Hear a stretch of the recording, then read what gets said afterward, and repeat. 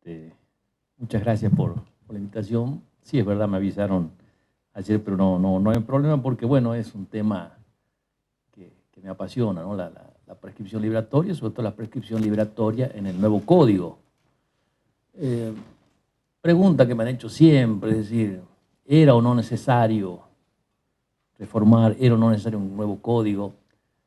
Tengo mis dudas si era o no necesario. Sí creo que el régimen de prescripción, este régimen doble, sí había que actualizarlo. Perfectamente se lo podría haber hecho sin tocar entero el código, pero bueno, era unas partes en las cuales uno no discute que las normas de prescripción que tiene el Código Civil de Vélez más las normas del Código de Comercio de alguna manera necesitaban una reforma, o por lo menos incorporar algunos institutos, sobre todo porque ese código estuvo en gran medida basado en lo que era el Código Civil francés, que tuvo una gran reforma. En Europa, los dos grandes códigos, el francés y el alemán, reformaron sus regímenes de prescripción liberatoria. Uno en el año 2002, otro en el año 2008. Entonces, frente a eso, frente a los dos grandes códigos, bueno, podríamos mencionar el italiano también, pero al francés que fue fuente y después el BGB que fue la media fuente del italiano, bueno, eran reformas que de alguna manera podían servir de inspiración y marcaban un poco el cierto estado de la ciencia con respecto a este instituto en particular. ¿Qué hay de distinto? O sea, yo aquí hablar todo lo que es la prescripción no lo voy a hacer, sino qué hay de distinto y qué queda del nuevo código. Mucho queda y hay algunas cosas que son distintas. Hay algunas cosas que son de matices y que uno lee una vez y lee otra vez y se va dando cuenta que realmente hay muchas diferencias entre un código y otro. La primera, algo que es curioso, Vélez-Sarsfield tenía una definición unitaria de prescripciones y en el mismo artículo definía tanto la liberatoria como la extintiva. Decía que esto era un medio de libertarse de una obligación por el paso del tiempo. Eso se ha eliminado. Sí queda en el código, curiosamente, la definición de prescripción adquisitiva. Desconozco por qué se habrá hecho, porque después hay muchas definiciones que no estaban en el código de Vélez, que ahora están en el nuevo código. Por ejemplo, las de interrupción, las de suspensión, que Vélez-Sarsfield había considerado innecesario incluirlas. Están en el nuevo código, pero justo la de prescripción no está. ¿Qué más se ha eliminado? Ustedes saben que este código, el código nuevo, ha hecho algo en lo cual solamente una minoría de la doctrina estaba de acuerdo, que era eliminar el régimen de obligaciones naturales. Entonces, si alguno me pregunta, bueno, ¿cuál es el efecto ahora de la deuda prescripta? Ya no es que queda una obligación natural. Esto han tomado otra teoría diciendo que, bueno, aquí hay una justa causa de atribución patrimonial y que, en definitiva, aquí hay un deber moral o de conciencia y, por lo tanto, quien paga, porque dice que hay pago de una obligación prescripta, ese pago es irrepetible, pero aquí hay una contradicción, si bien, porque decir que hay pago, en realidad los deberes morales no se pagan. La razón es que cuando alguien cumple un deber moral, no está pagando como una deuda natural, está otorgando una liberalidad. Entonces, un deber moral o de conciencia y una obligación natural tienen una similitud, que es que, bueno, lo que uno entrega no lo puede pedir de vuelta, porque, bueno, usted entregó. El tema está en por qué razón uno entrega. Cuando uno tiene una obligación natural, hay una deuda. Tan hay deuda que uno puede afianzarla, uno podría, incluso dicen algunos, consignarla si no quisieran recibir, pero eso es distinto cuando hay un deber de conciencia. Porque cuando hay deber de conciencia, no hay pago, hay liberalidad. Y es algo que yo directamente le regalo. ¿Por qué? Porque creo que, en definitiva, está bien que lo haga, pero no hay deuda. Entonces, esto que uno dice, bueno, en definitiva es lo mismo en los dos casos, no va a pedir que le devuelvan. Bueno, pero si es una liberalidad, y por ejemplo, un mes después de entregar esto, entregar este deber moral, se presentara en concurso, ¿qué diríamos si eso es un acto a título gratuito? Es una duda que queda, porque antes no puede decir, mire, usted pagó, usted debía. Estaba prescrito, no importa, pero usted debía. En cambio ahora en realidad yo no debo, pago si quiero, bueno, reténgalo. Pero hay un problema, y es que si bien el código dice que no existen las obligaciones naturales, no es que lo diga, sino que no las regula, es decir, las ignora completamente, hay algunos ejemplos de obligaciones naturales. Por ejemplo, hay una cosa extraña, ¿no? En el 803 se permite pactar una cláusula penal para asegurar una obligación. Fíjese que al tiempo de concertar la accesoria, dice, no podía exigirse judicialmente. ¿Qué es una obligación que no puede exigirse judicialmente sino una obligación natural? Bueno, esto en el código no tiene respuesta porque tendrían que decir, bueno, ¿cómo categorizan a una obligación que no puede exigirse judicialmente? Si no es natural, si es deber de conciencia, no es obligación. Estos son algunos desajustes que tiene el código. Supongo que la doctrina con el tiempo irá de alguna manera llenando esas contradicciones. Bueno, acá quisieron decir esto, o habrá que en algún momento hacer, como pasó con la 17711 o con alguna otra, una nueva reforma que diga, mire, aquí hubo un error, corregimos esto, una ley que lo haga. ¿Qué dice textualmente el código? Que lo entregado en pago de una obligación prescripta no es repetible, está tomado de un artículo del Código Civil italiano. ¿Cómo se interpreta esto? Porque hay una norma que también el código ha eliminado. Antes el código de Vélez decía que el que pagaba por error una deuda prescripta no podía pedir repetición. Esa norma hoy no existe. Y existe en realidad otra que dice que el error en realidad es irrelevante, uno podría pedir la repetición. Esto es un absurdo. ¿Qué hay que hacer en estos casos? Bueno, ver cómo interpreta la doctrina cuando este artículo habla de pago espontáneo. Es decir, el 2538 dice pago espontáneo. ¿Qué es un pago espontáneo de una obligación prescripta? La doctrina italiana más o menos está de acuerdo en que pago espontáneo es un pago sin coacción. Con lo cual el pago por error no podría decir, efectivamente, no es un pago por coacción, sino que es un pago espontáneo. Esto digo porque hay una norma que muchos creen que estaba de más y no estaba de más en el Código de Vélez. Así que, bueno, de alguna manera sigue siendo igual, pero la causa no es la misma. Veremos qué pasa cuando a alguien se le ocurra plantearlo en algún concurso y pida que le devuelvan lo que ha pagado por una obligación prescrita. En cambio, en la caducidad, sí se dice que extingue el derecho. Podrían haberlo dicho en la prescripción, si en realidad muchos de los que sostenían que la prescripción, con el viejo código, no genera una obligación natural, sino que extingue el derecho, lo decían así.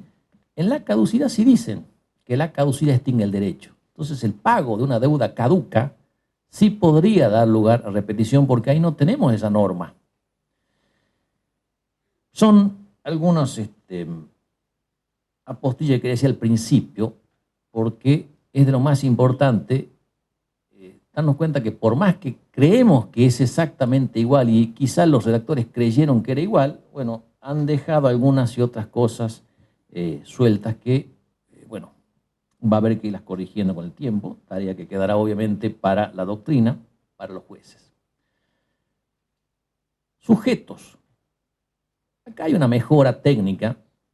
El Código de Vélez hacía una enumeración de muchos sujetos que podían y a quienes podía oponerse la prescripción, que ya había perdido sentido, es decir, que se mencionara que el Estado podía oponerla o al Estado oponérsela, quizá tenía sentido en ese momento, porque hace 150 años, por ejemplo, se podía considerar que el Estado jamás podía oponerle la prescripción a un particular, como el Estado, porque en definitiva, si uno debe, no importa que haya tiempo, no importa que uno deba hace mucho tiempo, uno tiene una deuda, entonces el Estado no podía decir oponer. Entonces por eso que Vélez aclaró, el Estado también puede, pero no decía que no lo hiciera, pero era un poco la costumbre hace 100 y tantos años. Hoy, si un abogado de la Fiscalía no opone una prescripción, seguramente va a tener un gran problema, es decir, usted debió haberlo opuesto y no lo hizo. Entonces ahora hay un artículo muy simple que es todos pueden oponer y a todos pueden ser opuesta. Esa es una mejora. Obviamente no nos cambia la vida, pero está bien que las leyes tengan una mejor técnica, pero la razón de ser un poco era esa, ¿no? Es decir, que todos pueden y a todos puede serle opuesta. Mantienen eso, aunque el obligado no la invoque, la renuncia, es decir, cualquier interesado, el fiador, por ejemplo, eso se mantiene, así que está muy bien. El objeto. En el objeto, Vélez Sarsfield tenía una norma distinta, es decir, Vélez Sarsfield decía todas las acciones son prescriptibles, a excepción de la siguiente. Y hacía una enumeración de muchas que para él eran imprescriptibles. Pero esa norma ya no está más. Se supone que toda acción es prescriptible. ¿Qué pasaba? Vélez Sarsfield, cuando mencionaba todas estas obligaciones imprescriptibles, en realidad la mayoría eran casos en los cuales no podía haber prescripción porque, claro, había un condominio, por ejemplo, y nos reconocíamos condóminos. Entonces, mientras nos reconociéramos, bueno, ese reconocimiento interrumpía. Si alguno intervertía el título, era una nueva prescripción y la adquiría en todo caso por prescripción adquisitiva. Ahora no hay, salvo un caso, que también es una novedad, que no estaba en el anteproyecto original y que está de una acción imprescriptible. El nuevo código no dice, todas son prescriptibles, a excepción de las siguientes, sin embargo menciona muchas acciones imprescriptibles que no eran la mayoría las que Vélez Sarsfield mencionaba. Vamos a la que menciona en la parte de prescripción. El nuevo código dice que las acciones civiles derivadas del delito de lesa humanidad son imprescriptibles. Esto, como les digo, no fue incorporado en el anteproyecto, que hicieron Donenset y Cleverón, sino que fue incorporado ya en el Parlamento. Uno escucha y dice, bueno, acciones civiles, y uno supone que esto lo han hecho pensando en algunas acciones como la reivindicatoria. ¿Cuál es el problema? Esto también puede englobar, por ejemplo, los daños. Entonces, ¿cómo se libera alguien y sobre todo cómo se libera el Estado de una obligación de pagar daños?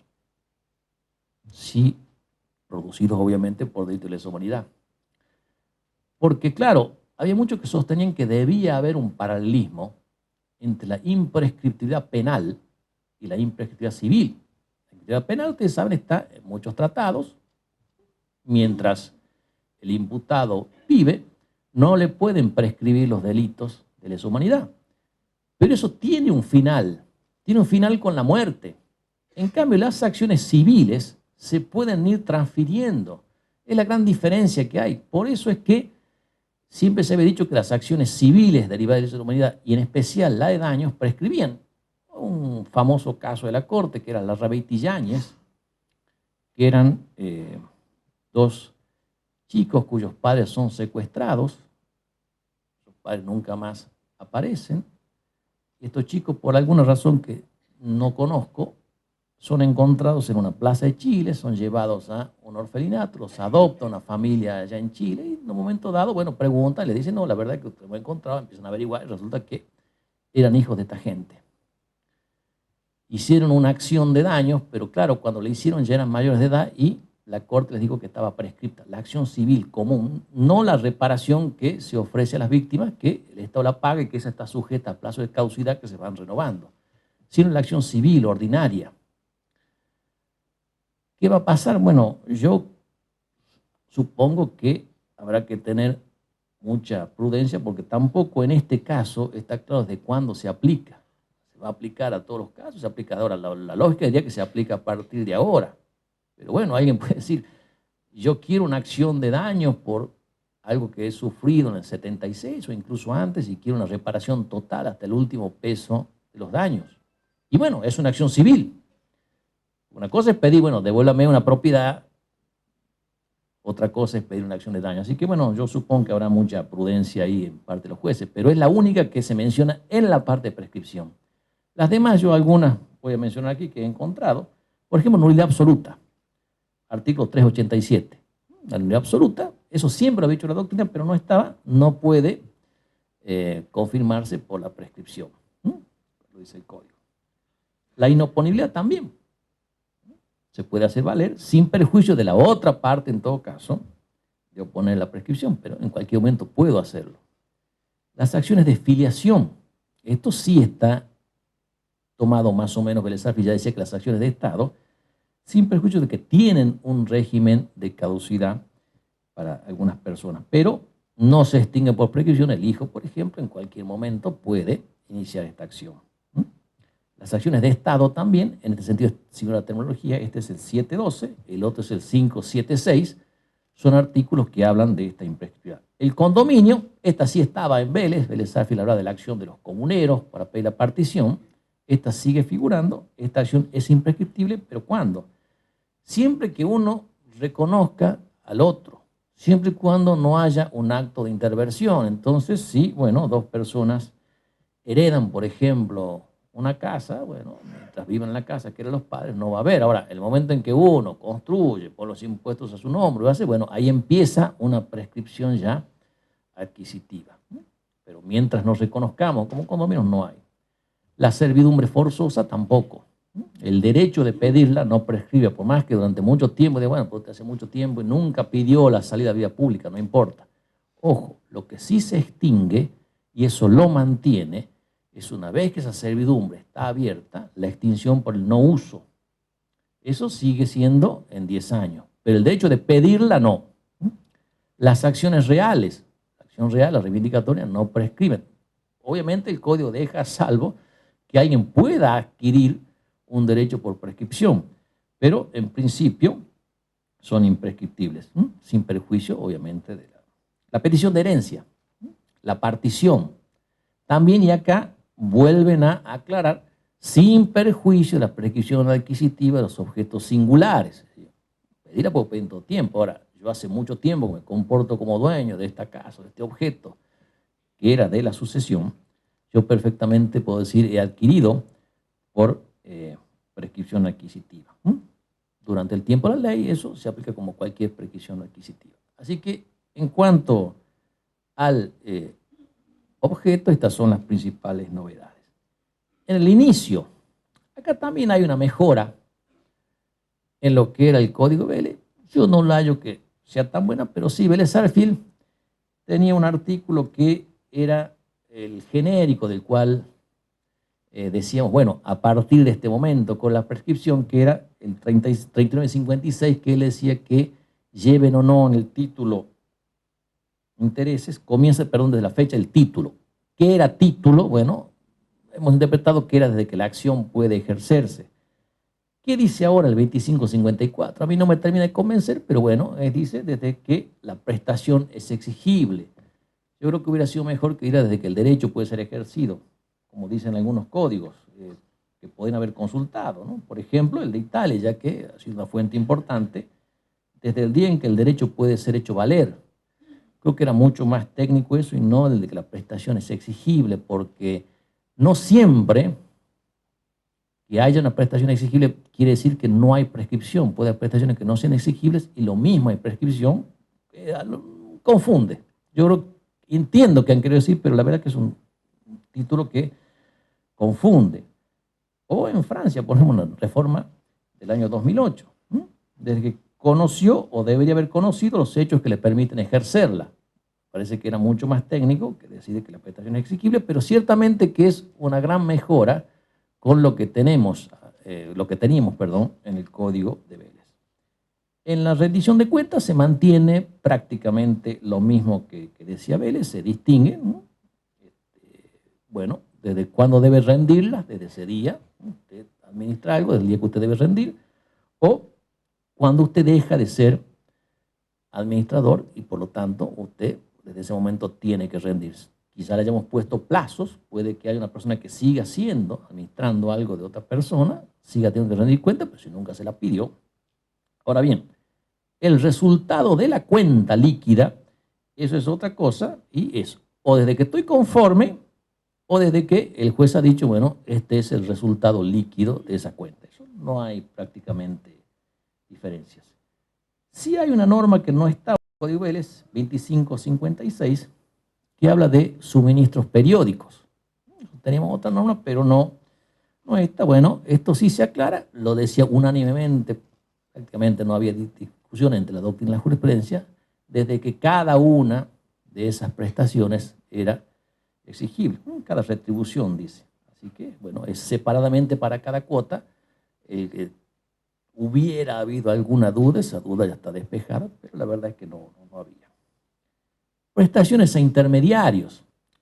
Acá, ustedes saben que este es un código que une al civil y al comercial. Entonces, en el Código de Comercio había una mención a estos intermediarios, y en el Código Civil también. Entonces, bueno, el civil era para el que no era comerciante, el otro para el que era, y había un problema ahí. Bueno, ahora, en ambos casos, si hay plazo, obviamente desde el plazo. Si no existe plazo, desde que concluye la actividad. Entonces, yo encargo a alguien una actividad, un corredor inmobiliario, bueno, es desde el momento en que ha concluido su actividad, salvo que haya habido un plazo. No hay tampoco aquí una gran novedad, pero es un poco mejor, y acá se fusionan dos artículos, ¿no? Uno en el Código Civil y otro en el Código de Comercio. Honorarios de abogados. Acá sí hay una mejora. La mejora no está tanto en desde cuándo corre, sino en que se ha unificado en un solo plazo. Hasta ahora los abogados saben, tienen 2, 5 y 10, un sistema un poco absurdo que había. Bueno, ahora va a ser 5 siempre. El problema, en todo caso, lo van a tener desde cuándo lo cuentan, pero ya no, que va a ser distinto. Entonces, si el honorario está regulado, ya sea en procedimiento, siempre tiene que ser un procedimiento, eso es la diferencia. Arbitral, judicial o de mediación, dice acá, desde que vence el plazo fijado, obviamente, en la sentencia. Hay sentencias que fijan plazos, hay sentencias que no lo fijan. Si no lo fija, desde que la sentencia está firme. Acá podría llegar a caber una tercera opción. Uno podría tomarlo o no, porque la sentencia puede estar firme, pero hay provincias donde, por más que la sentencia esté firme, las fechas de que se puede ejecutar suele estar en algunos códigos procesales. Entonces podría haber unos cuantos días más que podría tener ahí el abogado. Pero eso sigue siendo más o menos como es ahora. Como dice el Código de Vélez, desde que venció el pleito por sentencia o transacción. Cuando el honorario no está regulado, lo que acabamos de ver es un honorario regulado. Honorario no regulado. Acá el código distingue el caso típico si se concluye antes con la prestación del servicio. El abogado renuncia, el abogado tiene alguna desavenencia con el cliente, se jubila por la razón que fuere, es desde que el acreedor tiene conocimiento. ¿Esto por qué? Bueno, a veces se plantea que no se ha notificado, no se ha podido notificar por la razón que fuere. Bueno, dice, desde que ha tenido conocimiento. Antes era un poco más confuso, era desde que se devengaron, si no hay convenio. Bueno, es mejor como está ahora, es un poco más claro. Quedará para la jurisprudencia interpretar cuándo tiene conocimiento, pero no debiera haber mayores problemas en esta, tener conocimiento. Y otro es, obviamente, el abogado que deja el litigio, y es que es desde que el abogado cesó, obviamente, en su ministerio. O sea, ahora ya no se cuenta desde esa cesación, como decía el Código Vélez, sino desde la fecha del conocimiento.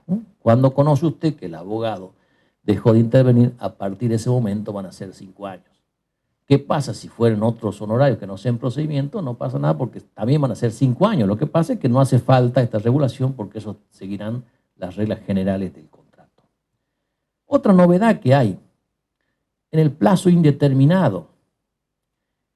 Digamos que cuando una obligación está sujeta a plazo, puede el plazo ser expreso, no sería acá, puede ser tácito. En el plazo tácito hay plazo y se desprende de la naturaleza de la obligación, pero puede haber también plazo, pero bueno, no lo hemos puesto, no dice desde cuándo, tampoco podemos saberlo de la naturaleza, pero sabemos que hay plazo. ¿Qué es lo que sucede en estos casos? ¿Qué es la novedad? Esto lo decía la doctrina, pero bueno, ahora está en el código.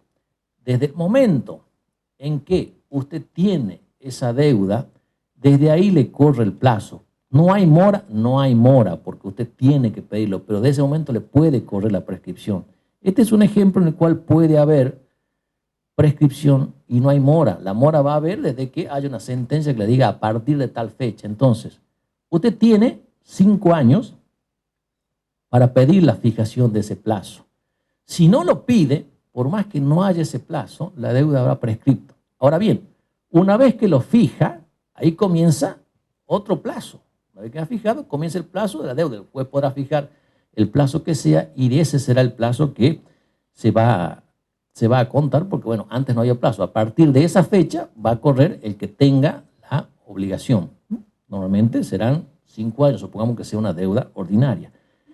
Pero lo importante es que hay que pedirlo. Entonces, el que tenga por ahí una deuda que tiene plazo, repito, pero que es indeterminado, tiene que tener en cuenta desde cuándo se contrajo la deuda y de esa hay 5 años para pedir a partir de ahora.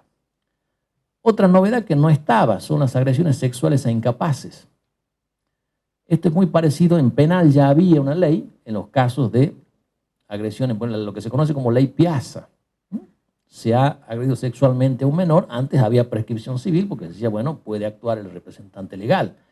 Pero ahora dice, no, es muy injusto esto. Entonces, esta persona, desde que cesa su incapacidad, normalmente desde que es mayor de edad, porque podría ser un incapaz que recupera, pero está pensado para el caso de mayor de edad, tiene 10 años. Entonces, a partir de esa fecha, que ya recupera él, o mejor dicho, que adquiere su plena capacidad, tiene 10 años. La prescripción entonces, el momento que se le cuenta, es a partir de ahí. Esta sí es una norma nueva. En vicios, o sea, nulidad relativa, revisión, inoponibilidad, ¿qué es lo que dice el código? Es desde que cesó la violencia o desde que se conocieron o pudieron ser conocidos el error o el dolo. El código ha usado en muchas partes la expresión conocieron o pudieron ser conocidos. La usa prácticamente en todos lados. A mí no me termina de convencer, sobre todo en materia de simulación, el poder ser conocido. La Reforma Francesa, por ejemplo, siempre habló de debió ser conocido, con lo cual uno podría decir, bueno, es la actitud diligente, porque ya vamos a ver que en simulación, por ejemplo, ejercida por un tercero, también dice, desde que el acto se conoció o pudo conocer. Bueno, perfectamente puede haber una simulación, yo no tengo por qué dudar, pero resulta que, claro, en el registro está inscrito ya la transferencia al testaferro, pero sigue viviendo la misma persona, entonces yo veo salir a la misma persona de su casa, no tengo por qué sospechar que ahí sea, es decir, ¿por qué? Pero puede ser conocido, ahora, ¿debió ser conocido? Obviamente que no había nada que a mí me lo indicara, no hay nada que demuestre que yo fui negligente, no es que yo tengo que estar revisando todo el tiempo las transferencias que haya hecho alguien que me debe a mi dinero en el registro. Pero bueno, en esto, en lo que es la nulidad relativa, revisión y inopolibilidad, no hay grandes cambios con el código Vélez, es prácticamente el mismo sistema. Sí hay, vamos a ver enseguida en los plazos. En la simulación, el código mantiene lo que decía Vélez, en la que es por un tercero, desde que uno de los entre partes, desde que una de las partes se niega a dejar sin efecto el acto simulado, desde ahí corre, eso es igual. En la que está ejercida por un tercero, es aquí, desde que se pudo conocer, eso es lo que ya le he dicho, o se conoció el vicio. La nulidad por incapacidad, ¿desde cuándo es? Desde que la incapacidad cesó. Esto es muy parecido a las agresiones sexuales a incapaces. Lo que pasa es que el otro es para un supuesto específico, este es para un supuesto genérico. En el otro había que aclarar por qué razón, porque la prescripción igualmente corre contra los incapaces. Nosotros no tenemos la norma, que tienen algunos códigos, que dice que la prescripción no corre contra los incapaces. Corre, pero en todo caso podrán pedir, si no tienen representantes, una dispensa.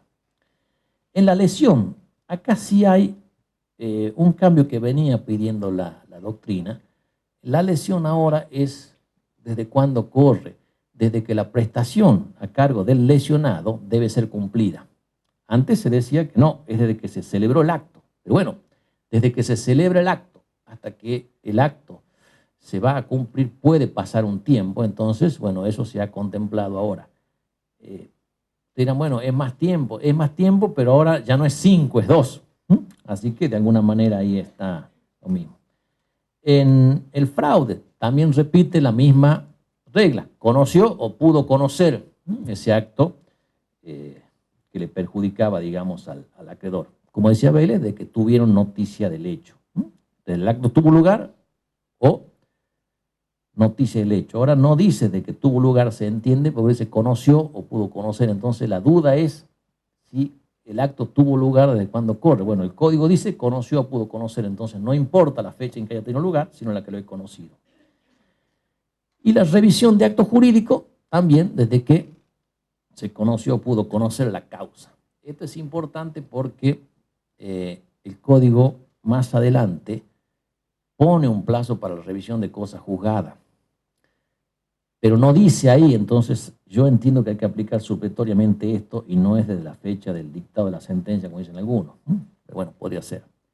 Ruina, también aquí se mantiene lo que había dicho la 17711. La ruina es si el inmueble es de larga duración, desde que se produjo la ruina. Es una cuestión de hecho. Esto es un plazo de prescripción que está acotado por un plazo de garantía, es decir, la ruina se tiene que producir dentro de los 10 años de entregada la obra. Desde ahí, si se produce al día siguiente, tengo un año. Se produce 9 meses, 9 años, pero ni 11 meses, también tengo un año, pero tengo que hacer a partir de ahí la demanda. Tengo que hacer la acción. Documentos al portador, eso de alguna manera se mantiene, es desde el vencimiento, cuando vence el documento, desde ese día usted le corre el plazo. En la medianera, bueno, es desde que una de las partes hay que distinguir hasta los 3 metros, después de los 3 metros, hasta los 3 metros de la construcción, después de los 3 metros desde que comenzó a ser utilizado efectivamente por el colindante. Estas son las novedades que hay en cuanto a inicio, son muchas novedades. En suspensión de la expresión también hay muchas novedades. En principio se mantiene, diría, muchas de las causales, pero se han incorporado y se han eliminado causales. Es quizá dentro de las vicisitudes de la prescripción donde hay más novedades. La primera es que ahora la define. Antes, bueno, la doctrina había dicho, bueno, ¿qué es? Yo siempre en las clases decía, ustedes hagan cuenta, los chicos digo, pongan un reloj en pausa, a correr un tiempo, ponen pausa, ese tiempo no cuenta, vuelven el cronómetro y vuelve a correr. Lo que está en el medio no cuenta. ¿Hacía falta? La verdad que no lo sé, pero bueno, el código ahora lo dice.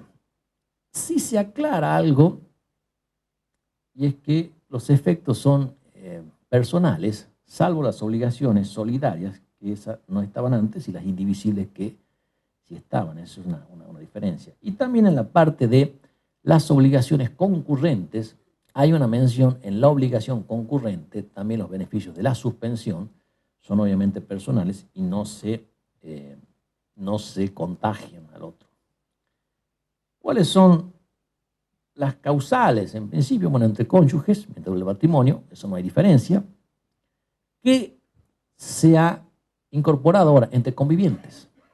Esa no existía y sí estaba, por ejemplo, en la Reforma Francesa y en la alemana. Entonces, mientras dura la convivencia, entre los convivientes también se suspende la prescripción. Esa sí es una novedad importante. Entre personas incapaces, o sea, acciones y entre pares y tutores, eso sigue siendo como hasta ahora. En ese momento no corre la prescripción. El heredero con beneficio de inventario, ahora heredero con responsabilidad limitada, tampoco corre en ese periodo. ¿Qué novedad hay? Una importante, representante de personas jurídicas. Esto era algo que la doctrina lo venía pidiendo, pero no estaba en la ley. El representante de la persona jurídica no puede pretender que el daño que él le haga a la sociedad se vea de alguna manera barrido por el paso del tiempo. Entonces, mientras él está administrando las acciones de la sociedad contra él, no le corre, porque obviamente, si no, se podría beneficiar.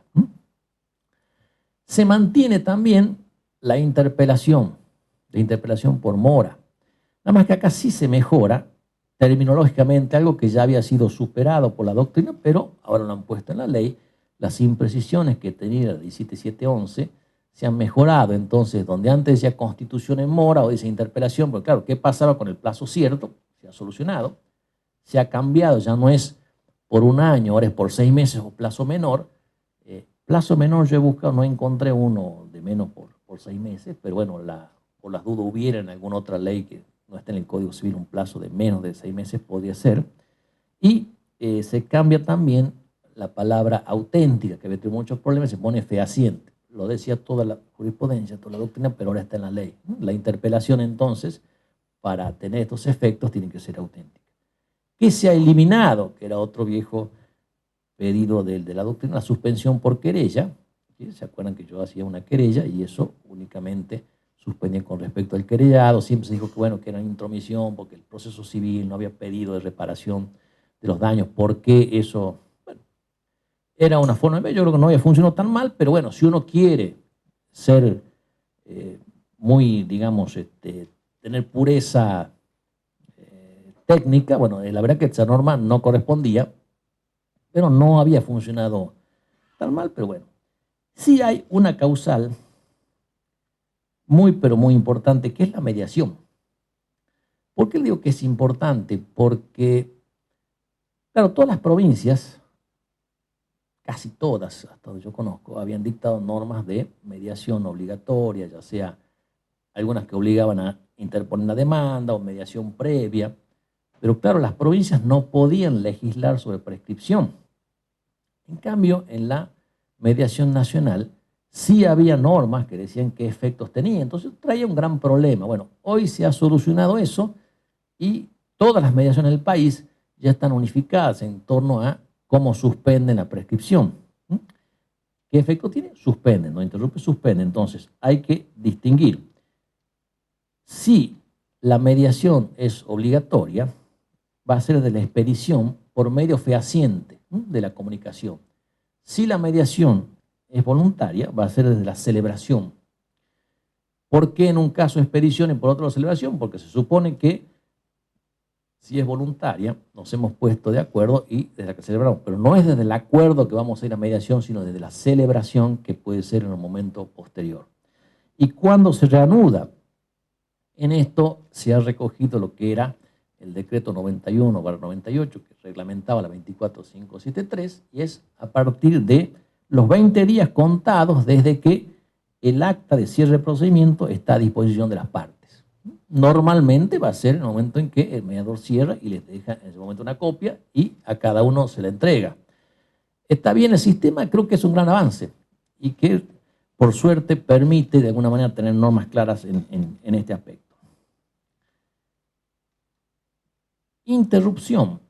En interrupción, diría, en principio siguen existiendo las 3 causales que había, se agrega una cuarta, no en la parte de prescripción, sino en otro lugar del código está, pero sigue siendo obviamente la demanda, que ya no se llama demanda, el reconocimiento y la solicitud de arbitraje. Siguen siendo las 3 causales. En la demanda, que ya no se llama demanda por suerte, hay, digamos, un gran avance porque ahora se habla de petición. Petición del titular ante autoridad judicial. Entonces, esto permite todo lo que había sido el avance. En realidad, les digo una cosa. Vélez Sarsfield había dicho demanda, pero el Código Civil francés decía citación en justicia, citación en justicia, con lo cual nunca hubo una traducción exacta de lo que era demanda. Entonces, bueno, esto es más fiel a lo que fue la primera fuente del Código de Vélez. Entonces, ¿esto qué permite? Bueno, por ejemplo, una medida preparatoria, permite un embargo preventivo, permite una citación a reconocer firmas, en las provincias donde hay que obtener previamente el beneficio para litigar sin gasto, hacer la demanda. Todo esto permite, digamos, decir, bueno, esto interrumpe la constitución de actor civil, todo esto interrumpe la prescripción a partir de ahora en forma clara porque si bien la jurisprudencia lo había reconocido, ahora están aquí, en el código se permite. Se mantiene que puede ser hecha por un incapaz, en forma defectuosa, ante un tribunal, eso no hay ninguna duda, lo mismo va a interrumpir. Hay un agregado, sí, que va a terminar con una polémica, ya casi superada, pero todavía algunos siguen sosteniendo que se permite la interrupción en el plazo de gracia. Eso había una gran... Aida Kebelmacher era uno de los que decía que no, después, bueno, al final reconoció, dijo, bueno, tanto los códigos reconozco, pero había dicho, no, los plazos civiles son civiles, procesales son procesales. Bueno, hoy... Y con lo cual también termina otra polémica, que es que lo que interrumpe es la petición y no la notificación, porque si no, no tendría sentido que diga aquí que es en el plazo de gracia. Porque si el plazo de gracia no hace falta que la notifique. ¿Hasta cuánto interrumpe? Hasta que hay sentencia que pase la autoridad. ¿Qué es lo que no dice el código, lamentablemente? ¿Qué pasa después? Es decir, la actio iudicati era la oportunidad de legislar. Bueno, seguiremos sosteniendo lo mismo, que la actio iudicati unifica todos los plazos y todos prescriben después en el plazo ordinario, y que la actio iudicati se interrumpe siempre que haya algún acto de ejecución. Lo que la ley no ha dicho es cuáles son esos actos. Bueno, habrá que ver y en qué oportunidad. Con lo cual, tenemos otro problema sin resolver en el código. El efecto interruptivo se pierde cuando hay desistimiento, por suerte dice del proceso, lo aclara porque antes no decía, entonces uno podía decir, bueno, de la acción no tiene sentido. Y se ha eliminado la causal de sobreseimiento, perdón, una absolución definitiva que había tenido muchos problemas, y que la verdad es que si yo tenía absolución definitiva, no necesitaba que me dijeran que eso no interrumpía. La solicitud de arbitraje es una mejora. Antes decía compromiso arbitral, y el problema es que el compromiso arbitral puede estar pactado en forma previa, entonces que ya nace interrumpida, no. Ahora es la solicitud, entonces no importa si está pactado previamente una cláusula arbitral o si en ese momento lo hago y solicito. Lo que importa es la solicitud de arbitraje, que va a ser interpretada como el escrito en el cual yo pido que se constituya ese tribunal arbitral. Si está constituido es una cosa, si no está constituido serán cuestiones de hecho, pero es esa solicitud. Después se le aplica las mismas reglas que la demanda, porque se supone que después se equipara al trámite. El reconocimiento, no hay ningún tipo de modificación, sigue siendo un acto incompatible con la conducta de negar la deuda. Y sí hay una nueva causal, que es el derecho de retención. Mientras yo tengo en mi poder la cosa retenida, eso dice el código, interrumpe la prescripción. Esto lo decía antes la jurisprudencia, pero no estaba. Ahora está en la ley, así que bueno, el retenedor de alguna manera está interrumpiendo, porque ese acto, como no me piden que lo devuelva, implica un reconocimiento de que debo. ¿Qué es lo que no interrumpe, que estaba al principio en el anteproyecto del reclamo administrativo? Estaba, se lo sacó, así que hay que entender que no interrumpe, ¿no? La dispensa.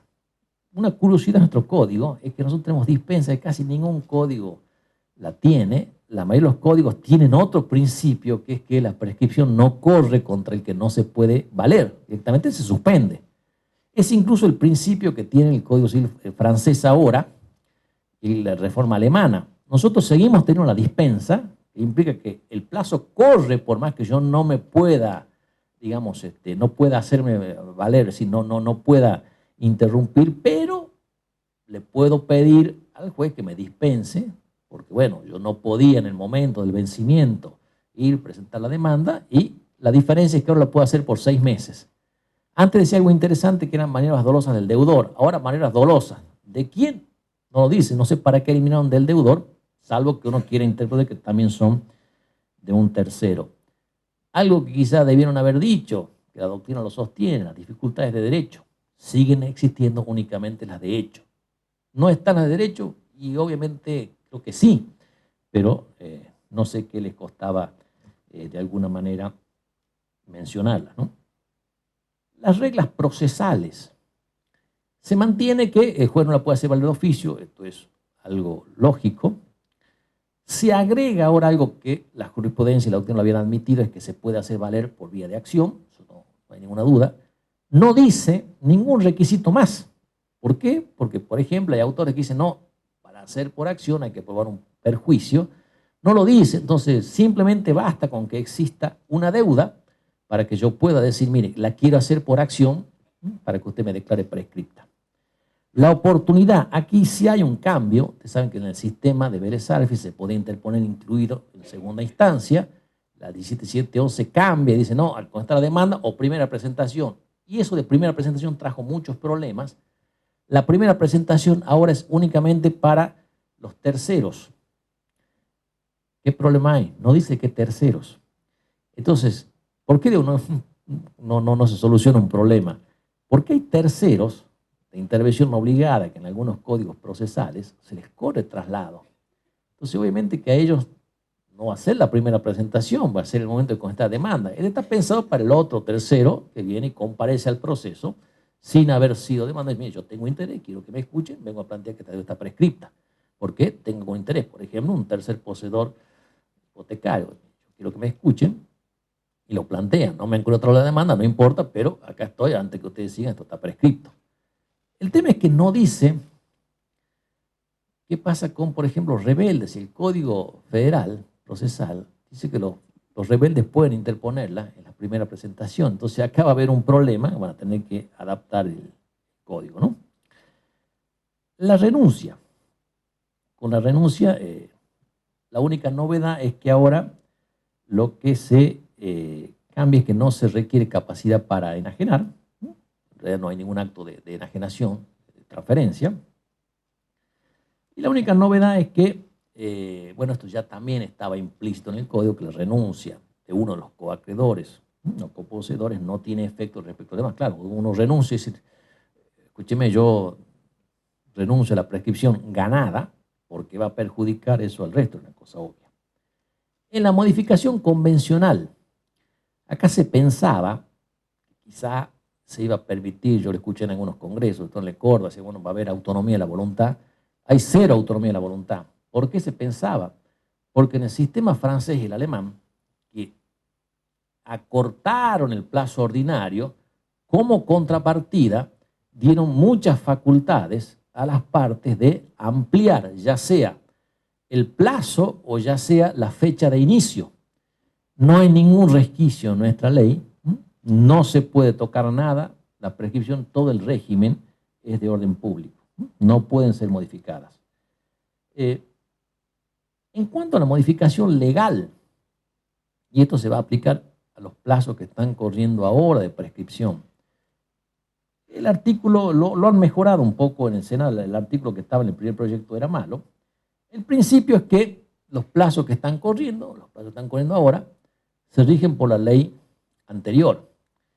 Ahora, acá han puesto, y es que si por la ley anterior se requiere más tiempo que el que fija la ley nueva, ejemplo típico sería, supongamos que haya habido un incumplimiento contractual en el mes pasado, 1 de julio, es un incumplimiento de contrato, ya bueno, tiene 10 años, estamos en el 2015 hasta el 2025. Si uno lee la primera parte, ley anterior, listo, tengo hasta el 2025. No lo tiene ese plazo. ¿Cuándo le va a vencer? Va a tener que contar a partir del 1 de agosto el plazo de la ley nueva, que son 5 años. Entonces, a partir de la ley nueva va a tener 5 años. Entonces, no es que le va a correr hasta el 2025, sino que le va a correr hasta el 2020. Y si en vez de haber sido el 1 de julio, hubiera sido el 1 de enero de este año, es lo mismo. Ahí va a haber una gran unificación de plazos, porque todos esos que son contractuales, que no es más que el plazo de 5 años, va a haber un momento en el que va a ser casi lo mismo, pero todo plazo que sea de 5 años o menos, ahora vence en 5 años. El que sea de más, supongamos que no haya sido un incumplimiento en el 2015, sino que haya sido, acá había notado, en el 2007. Uno tiene hasta el 2017. Ahí ya no, ahí se aplica la ley vieja, porque la ley vieja no es superior al plazo que fija la ley nueva. La ley nueva me fija 5 años, la ley vieja, contado de su, me vence en 2 años a partir de la vigencia del nuevo código. Y lo mismo pasa porque, bueno, en este caso hay disminución, pero ¿qué pasa si hay aumentos? Por ejemplo, responsabilidad civil. La responsabilidad civil en Vélez era 1 año, 2 y ahora es 3. ¿Qué quiere decir? No, en esos casos se aplica el plazo de la ley vieja, no es que usted tiene un nuevo plazo, si ha tenido un daño el mes pasado, no es que usted puede decir, bueno, yo ahora tengo 3 años, sigue teniendo el plazo de la ley vieja, así que ahí no hay ninguna novedad, ahí hay, digamos, no hay ninguna modificación, perdón. Plazos, lo que vamos bien con el tiempo. Plazo ordinario es 5 años. No es el mayor plazo del código ahora es 10 años para agresiones sexuales, pero 5 años es el plazo residual o genérico. ¿Está bien o mal? La verdad es que no lo sé. Yo les diría que en Latinoamérica la mayoría de los plazos son de 10. 5 años no tienen. Y la reforma alemana y la reforma francesa, que disminuyeron mucho los plazos, dieron una gran amplitud y poder de negociación. Pero bueno, es una decisión del legislador. Por ejemplo, España tiene 15, Uruguay tiene 20, Brasil tiene 10, México 10, Ecuador 10, Paraguay, Colombia, Venezuela, todos tienen 10. Chile tiene 5. bueno, este es el plazo que se ha fijado aquí. Este es 5. Después, ¿qué plazo le sigue? 3 años para responsabilidad civil. El código ha unificado las responsabilidades, ya sea contractual o extracontractual. Cuando es extracontractual se aumenta, cuando es contractual se disminuye, pero y cuando es consumo es el mismo plazo. ¿Qué problema hay aquí en este plazo de la responsabilidad civil? El plazo es para responsabilidad civil, entonces queda la duda, ¿qué es lo que sucede cuando, por ejemplo, en un contrato hay un incumplimiento parcial y hay una parte que es responsabilidad civil, pero otra parte es cumplimiento? Esto ya lo han señalado alguna gente en algunos congresos. Dicen, no, bueno, acá la verdad es que esto no se puede tomar como que es el mismo plazo, porque responsabilidad civil es responsabilidad civil. Y cumplimiento es un remedio en el cual estoy pidiendo la misma prestación. Entonces hay quienes sostienen que en ese caso es 5 años para la acción de cumplimiento, que puedo tener prescripta la acción de responsabilidad civil y no obstante tener viva la acción de cumplimiento porque han puesto 2 plazos. ¿Por qué sucedió esto? Porque la fuente de esto era el código de 1998 y ese código no decía ningún plazo para responsabilidad civil, decía 4 años el plazo genérico. No mencionaba responsabilidad civil, entonces tenía su sentido. No sé si hay una desatención o obviamente el criterio de uno puede ser equivocado, pero lo cierto es que puede haber contratos en los cuales uno reclama, por ejemplo, la diferencia de precio o alguna cosa, y bueno, eso no es responsabilidad civil, eso es cumplimiento. Entonces hay un error. Yo a uno se lo dije a alguien que estuvo en la comisión, se enojó, no, vos estás loco. Todo. La verdad es que uno lo lee. Yo sé que quizás no quisieron hacer esto, pero bueno, es lo que la ley dice. Y como es de interpretación restrictiva, más uno va a decir, mire, yo quiero que mi acción esté viva. No le pediré los daños, le pediré que me cumpla el contrato. Así que acá hay un problema un nuevo problema que uno le está, en vez de solucionar, le estará dependiendo de lo que digan los jueces, ¿no? Bueno, ¿qué más es de 2 años? El periodo de declaración del acto de nulidad relativa. Hasta ahora la nulidad relativa era 10. Nulidad relativa por vicios era 2, pero la genérica era 10. Bueno, esto se rebaja mucho. En materia comercial era 4. Ahora pasa a ser 2. Así que acá sí hay mucha disminución de plazo. ¿Qué otro plazo es 2 años? Reclamo de accidente de trabajo basado en el derecho común. Esto no había, entonces algunos decían que era 10. Yo también. El plazo de la ley de contra de trabajo, por accidente, por la ley de accidente de trabajo, de riesgo del trabajo, era 2. Pero si yo no quería ir por esa ley, algunos decían que era 10. Bueno, ahora es 2, se unifica. ¿Qué más es de 2 años? Ahora, todos los plazos de las prestaciones fluyentes, periódicas, alquileres, intereses, alimentos, es 2. Acá hay un problema porque, bueno, ¿qué va a pasar con los impuestos? Y acá quiero volver al principio. Yo les he dicho que era 5. Hay un problema en el código en 2 partes, autoriza a las provincias a dictar legislación. En la parte de plazo dice, el plazo será residual, el plazo ordinario es este, excepto que la provincia fije otro. Que va a fijar otro plazo ordinario. Por suerte, en el, creo que 2532, dice que la provincia puede fijar plazo, pero para tributos. ¿Por qué hay un problema interpretativo? Porque la jurisprudencia de la Corte no lo deja legislar nada en materia de prescripción en las provincias, ni en plazos, ni en el inicio del plazo, ni en el modo de computar el plazo. Si todo esto, dicen, es materia delegada al Congreso, es la reglamentación de una deuda, las provincias no pueden legislar. ¿Qué va a pasar? Hay 2 opiniones. Hay una que dice que la doctrina de Fitzcarraldo va a seguir manteniéndose, que las provincias no pueden, ni aún con esta norma, y hay otra que dice, no, si el Congreso me está autorizando a mí, provincia, a dictar una norma, si el Congreso no la quiere dictar, perfectamente lo puedo, pero habrá que ver qué figura es, si eso es una delegación legislativa o qué es, porque la verdad es que la potestad de legislar todo en materia de prescripción hasta ahora es de la Nación. La provincia ya ha dictado una ley, hace muy poquito, donde ha dicho que acá los tributos son 5 años. queda igual que lo que estaba antes. Esto habrá que ver, en algún momento un deudor dirá, no, yo quiero que me aplique 2, quiero liberarme en 2. ¿Qué es lo que debiera hacer, obviamente, la provincia a partir de hoy? Y no dejar pasar nunca más de 2 años, porque no se sabe, es decir, cuando hay estos problemas aquí en la ley, bueno, por ahí viene un criterio judicial, le va a decir, sí, es filtrosa, no lo cambiamos y se le ha prescripto en 2 años, ¿no? La simulación entre partes y por terceros es 2 años, ¿no? En el transporte era 1 año el transporte interior, ahora es 2 años, eso es otra novedad.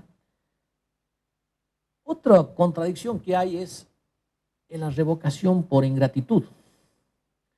Antes era 1 año, ahora es 2. ¿Saben cuál es el problema? Que en el 1573 hay una caducidad. Entonces, ¿qué dice? Se extingue si el donante, con conocimiento perdona al donatario o no la promueve dentro de 1 año de haber sabido.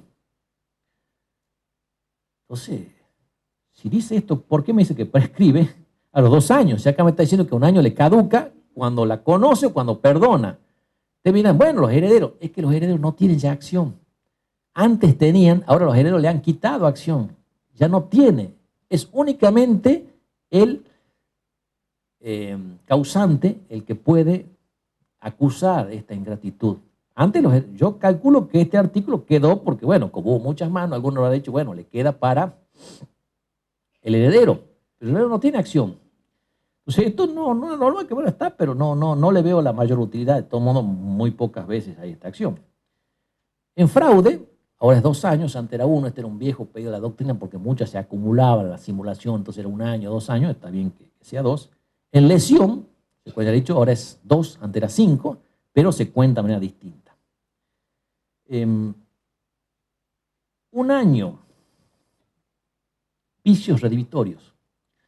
Vicios redivitorios, todos son 1 año, antes teníamos 3 meses, 6 meses en materia comercial, los que decían en consumo 3 años, ahora todos son 1 año. Pero acá también hay un problema y es cómo se cuenta, porque si uno va a la parte de vicios redivitorios, le han puesto una caducidad también. Entonces, en inmuebles, por ejemplo, es 3 años. ¿De qué? Compro el inmueble. Entonces, bueno, yo compro el inmueble, es eso. Pero, ¿qué me dice también? Que tengo que denunciarlo bajo pérdida de caducidad del derecho dentro de los 60 días de conocido. Con lo cual han solucionado un problema y es que, bueno, en algún momento caduca. Si no, antes había una jurisprudencia, una doctrina que decíamos, no importa, en el momento que sea, porque le ponemos un plazo de 3 meses, cuando lo conozca, en ese momento. Bueno, ahora no va a ser más allá de 3 años. Pero 3 años, siempre y cuando, dentro de los 60 días, yo haya interpuesto la demanda. Y para eso, ¿qué plazo tengo? Y la única forma de entenderlo es, dentro de los 60 días tengo 1 año. Entonces, sí, al segundo día de haber comprado el inmueble hay un vicio redivitorio, lo tengo que denunciar dentro de los 60 días y me queda 1 año. No es que tengo 3 años más 1 año. 3 años es un límite máximo. Si se me ha producido antes, o podría ser al revés. 2 años y 11 meses se produce el vicio y tengo los 60 días para denunciarlo. Y después, bueno, pasan los 3 años. Bueno, pero se produjo acá y lo denuncio dentro de los 60 días. ¿Qué va a pasar ahí? Porque uno puede decir, bueno, pero usted está fuera de los 3 años, porque usted me está denunciando al día 59 y este está fuera del plazo. Bueno, son problemas que no sé si los han pensado tanto, pero bueno, la verdad que acá debieron haber clarificado un poco más cómo se va a contar esto. Ruina es 1 año, eso es igual. Acciones posesorias es 1 año, eso no hay ningún problema. Se eliminan estas semestrales, que bien se acuerdan, la abulsión, cargas o servidumbre aparentes, eso ya no existe. Documentos al portador, 1 año. Antes el Código de Comercio en el 848 decía que eran 3, así que hay una disminución. Y después hay una extraña, bueno, tuve que poner a estudiar familia, y es 1 año para la repetición de, supongamos, ustedes saben que ahora el progenitor afín también tiene que pasar alimentos, ¿no? Entonces, bueno, pero el progenitor afín no es el verdadero obligado. El verdadero obligado es el verdadero padre, ¿no? Bueno, no se dice padre o progenitor, como se diga ahora, digamos. Pero bueno, en definitiva, él es el que debe. Entonces, el que ha pagado esta deuda de otro tiene 1 año. El problema es que en la parte de familia le dicen que debe interponerlo dentro de los 6 meses la interpelación. Entonces aquí hay también otro problema con esta caducidad y esta interpelación. Bueno, en materia de alimentos también hay que tener cuidado porque yo estoy hablando de prescripción, pero también tiene una caducidad la fecha en que lo dice. La revisión de cosas juzgadas irrita. Es 1 año. ¿Desde cuándo? No lo dice, yo interpreto que por analogía es el 2563, inciso A, el que se cuenta, se conoció, pudo conocer la causa de revisión.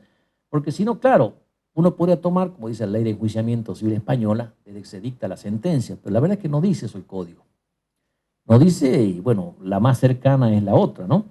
Acá lo que sí hay es ya, se pone fin a una polémica. Antes había quienes decían que era el plazo ordinario, que era 10, otro que era bienal porque aquí había de alguna manera un vicio o había un error o había dolo. Bueno, ahora es 1 año. La prescripción de los derechos de goce, eso como les había dicho, el usufructo, el uso, la servidumbre que no se usa es 10 años. En la superficie es 10 años para plantar y 5 años para plantar y forestar. Eso es una cosa que también hay que tener en cuenta, no se va a usar mucho. La ley de reforma de defensa del consumidor se ha eliminado, pues alguna vez me han preguntado qué pasa. No, eso olvídese, eso ya queda únicamente para sanciones, ya no tiene ningún efecto civil, así que ahí no hay. ¿Y dónde más hay prescripción? Los últimos 2 minutitos que tengo. En la ley de responsabilidad del Estado. En la ley de responsabilidad del Estado, todos los plazos son de 3 años. ¿Por qué me interesa? Porque acá dice una cosa que no dice la ley, perdón, el Código Civil. ¿Desde cuándo se cuenta la prescripción de la acción de daños? Acá me dice una cosa que a mí me gusta mucho, que lo dice la ley francesa, de la verificación del daño. ¿Por qué? Porque en nuestro código perdieron la oportunidad de decir desde cuándo corre la acción de daños. Porque claro, como para ellos no hay hecho ilícito, sino que el ilícito es el daño, uno debiera interpretar que es desde que el daño se produce, que no siempre en la misma fecha del hecho ilícito, puede transcurrir un tiempo. ¿Debieron haberlo dicho? Sí, yo creo que debieron haberlo dicho. Bueno, acá hay una ley que quizá por analogía uno puede decir, mire, si han pasado unos cuantos días para que no se le prescriba, mire, es la verificación del daño, y lo otro es desde que la acción de daño está expedita. Bueno, esto creo que tiene relación con lo que pueden ser algunos reclamos, no el reclamo administrativo, sino porque no hay que hacer en materia de daño, sino que, bueno, puede ser que surja algún expediente administrativo el daño. En esta ley hay, por suerte han mantenido también el plazo contra, del plazo, perdón, de 3 años para la responsabilidad del funcionario público. Personal, no hay uno que yo conozca, pero por lo menos que siga siendo un principio que esté en la ley. Y lo último, el código no ha regulado únicamente prescripción, sino también caducidad. Ha puesto cuáles son las reglas. Vélez Sarsfield tenía plazo de caducidad, pero nunca había elaborado una teoría de la caducidad. Él, digamos, característica más saliente que extingue el derecho, que no se suspende, interrumpe. Sin embargo, yo sostengo que hay ejemplos donde sí se suspende, por ejemplo, en las garantías que hay en las cosas en la defensa del consumidor. Si yo llevo una cosa, repara, dice que 6 meses, la tienen 2 meses, no es que esos 2 meses no cuentan. Bueno, si es una suspensión, ¿qué es? Acá, en principio, es nula la cláusula que la hace excesivamente difícil, pero acá sí hay la posibilidad de pactar, salvo que esté comprometido un interés público, si se pueden pactar plazos de caducidad y si se pueden abreviar aquellos que están puestos en materia disponible a la parte, ¿no? Hay muchísimos, pero muchos casos de caducidad, muchos más que el que tenía el Código de Vélez en materia, por ejemplo, de familia, eso lo van a encontrar, pero también en materia de compraventa.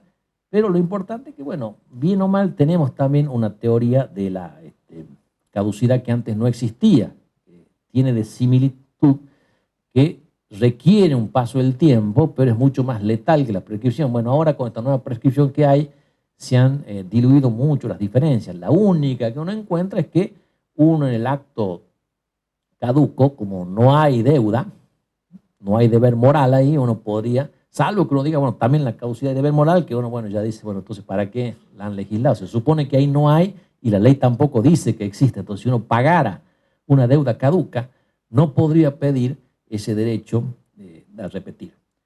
Creo que estamos terminando justito. Estamos bien en el tiempo. Bueno, no sé si hay que hacer una pregunta. Pregunta, ¿no?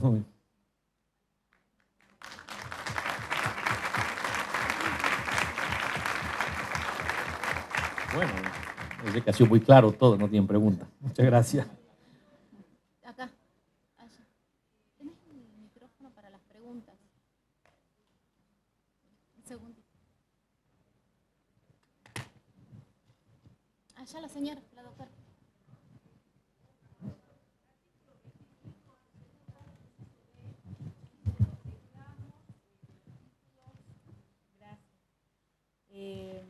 Reclamo, presidente, cualquier documento o endosable o al portador. Sí.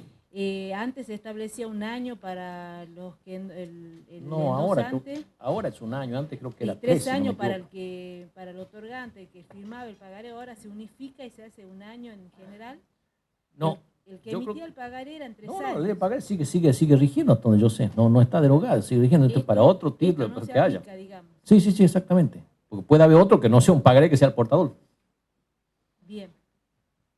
Sigue rigiendo la ley sigue. Sí, esa ley no la toca, no la ha derogado. Con la ley de cheque, todas esas prescripciones que hay ahí siguen su curso. Esto es Código Civil y Comercial. En lo que quedaba en el Código Civil y Comercial siempre estuvieron fuera y siguen estando fuera. Sí. Muchas gracias. ¿Sí? ¿Cómo se resolverían los casos en los cuales hay reducción del plazo de prescripción y ya tenemos un proceso avanzado? Es decir, ya no tenemos la oportunidad de plantearlo al momento de contestar la demanda. Tampoco tenemos la posibilidad de que se lo aplique de oficio. No se puede. Ahí es clarito. ¿Cómo se resuelve ese caso? No, se aplica la ley vieja. Ahí clara la ley. Usted aplica el plazo de la ley vieja. Usted ya interpuso la acción, se defendió contra eso. Hay de alguna manera un marco a aplicar. No puede pedir la aplicación del nuevo plazo. Ahí en principio no habría. Me queda únicamente la duda, por ejemplo, en materia de caducidad. Por ejemplo, ahora se dice antes la acción de Mario caducaba, ¿sí?, de dentro del año del nacimiento. No importaba que tuviera conocimiento a los 3 años del hecho de infidelidad. Ahora es desde que conoce que el hijo puede no ser suyo, que es lo que muchos decían que por eso era inconstitucional. Porque ahí está en juego otros valores, como ser derecho a la identidad, quizá ese podría, pero los demás plazos no es claro el código, se aplica la ley vieja ahí.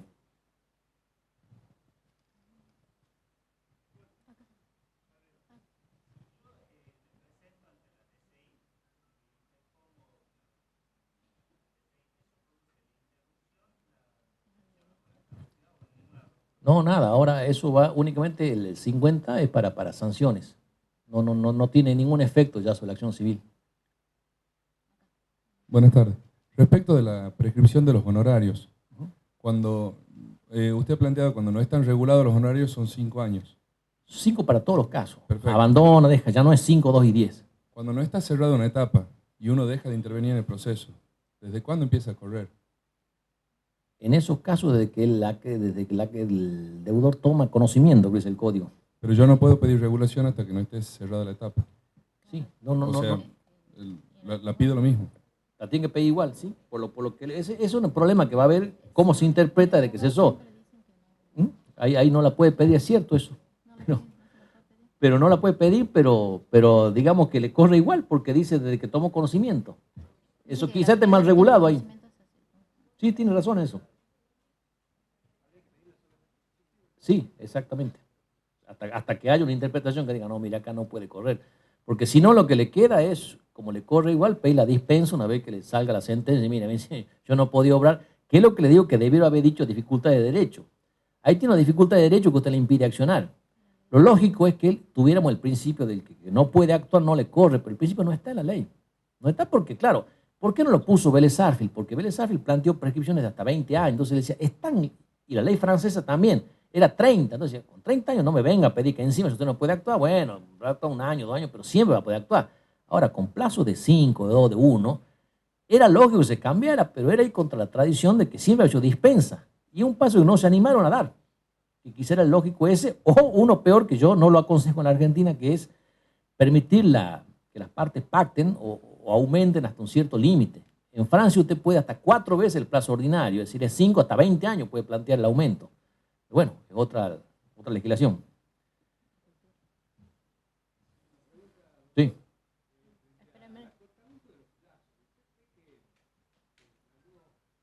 doctor.